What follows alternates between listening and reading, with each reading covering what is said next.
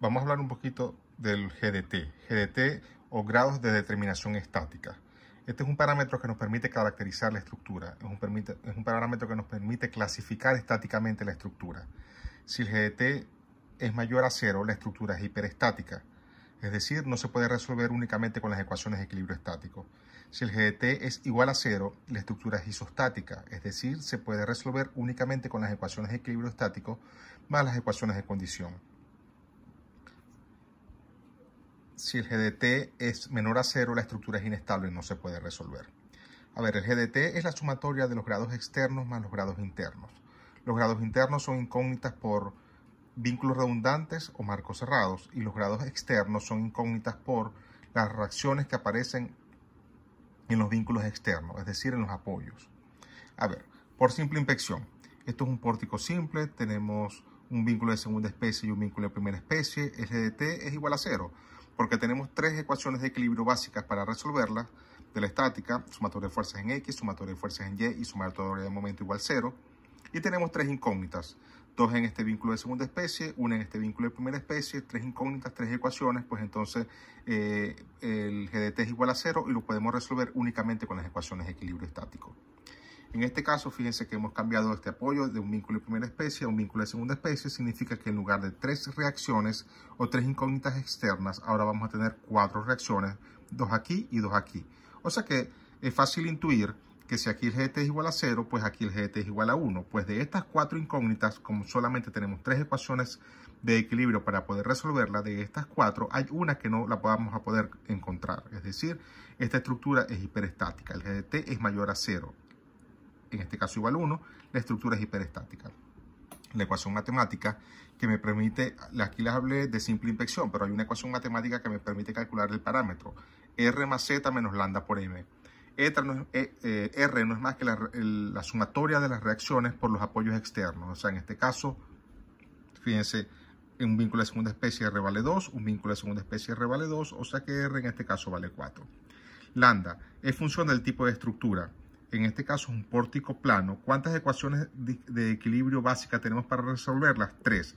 Lambda es función del tipo de estructura y no es más, y representa ese número de ecuaciones básicas que tenemos de equilibrio. Es decir, en un pórtico plano, lambda siempre vale a 3. M es el número de partes en que puedo dividir la estructura, y aquí a grandes rasgos, en un análisis general, he conseguido una sola chapa, entonces la estructura la divido en una sola chapa, entonces M vale 1, el número de chapas. Finalmente Z, esto no es R, esto es Z, Z vale 0. Z son las fuerzas independientes que se transmiten entre cada una de las partes. Si hay una sola parte, pues entonces Z necesariamente tiene que valer 0. Puesto que no hay fuerzas que se transmiten entre las partes. Yo opero matemáticamente la ecuación, la resuelvo y obtengo que el GDT es igual a 1. Ese GDT, bueno, eso era lo que esperaba, pues, lo que hayamos visto por simple inspección. Ese GDT se debe a GDE. ¿Por qué? Porque es una incógnita por un vínculo externo. Fíjense que desde el principio nos hayamos dado cuenta que tenemos cuatro incógnitas por vinculación externa y solamente tres ecuaciones de equilibrio. No es igual a GDI. Para que sea igual a GDI, tienen que haber vínculos redundantes o zetas por marco cerrado. Eso está en el material que les publiqué anteriormente. Hay otro método para poder calcular GDT. Acabamos de ver el método 2 y ahora vamos a ver el método 1. ¿Cuál es la diferencia? R y lambda son exactamente iguales en ambos métodos. La diferencia es que en el método 2, M es el número de partes en que divido la estructura, pero es el número de chapas en que conseguí en la estructura. Mientras que en este otro método, M es cada uno de los elementos que he encontrado en la estructura. Aquí tengo la columna, el primer elemento, la viga, el segundo elemento, esta columna, el tercer elemento. Entonces M vale 1, 2, 3. Y Z, como son las fuerzas que hay entre las partes, pues en esta junta rígida hay tres fuerzas que se transmiten desde aquí hasta acá. En esta junta rígida hay tres fuerzas que se transmiten desde aquí hasta acá. Entonces Z vale 6. Opero de nuevo matemáticamente la ecuación y obtengo el mismo resultado. Quiero ampliarles un poquito la explicación de Z. Z son las fuerzas linealmente independientes que se transmiten entre las partes. Fíjense, aquí tenemos una junta rígida. Ya les dije que entre este elemento y este elemento se deben transmitir tres fuerzas, pero veámoslo un poquito mejor. Si yo prescribo, Z son fuerzas independientes, las que debo prescribir de antemano, las que debo conocer para, por equilibrio, poder calcular las fuerzas en todos los miembros que concurren en ese nodo. En este caso en particular tenemos un nodo donde únicamente concurren 2 miembros. Si yo conociera por alguna razón estas tres fuerzas son prescritas, las conozco de antemano, ahora puedo decir sumatorio de fuerzas verticales, calculo esta vertical. Sumatorio de fuerzas horizontales, calculo esta horizontal. Sumatorio de momentos, calculo este momento. ¿Cuántas fuerzas de antemano necesité conocer? 3. Ese es el valor de Z. Conocido estas 3, ahora por equilibrio yo puedo resolver y calcular todas las fuerzas en los demás miembros. En este caso, este único miembro. En este caso, si la junta es articulada, no hay momentos. Lo único que hay son fuerzas en X y fuerzas en Y. Pues entonces, de nuevo, el momento no tengo por qué prescribirlo porque yo sé automáticamente que vale 0. Siempre en las articulaciones los momentos valen 0. Tenemos una fuerza en X y prescribimos la fuerza en Y. Y ahora por simple equilibrio podemos calcular la fuerza horizontal en este punto y la fuerza vertical en este punto del miembro. Z vale 2. Fíjense, si tuviéramos 3 miembros que llegan en una junta articulada, ahora no solamente debo prescribir 2, debo prescribir 2 aquí y 2 aquí, 4, para que ahora por simple equilibrio hago sumatorio de fuerzas en X, calculo esta, sumatorio de fuerzas en Y, calculo esta. ¿Cuántas prescribí de antemano? 2 más 2, 4.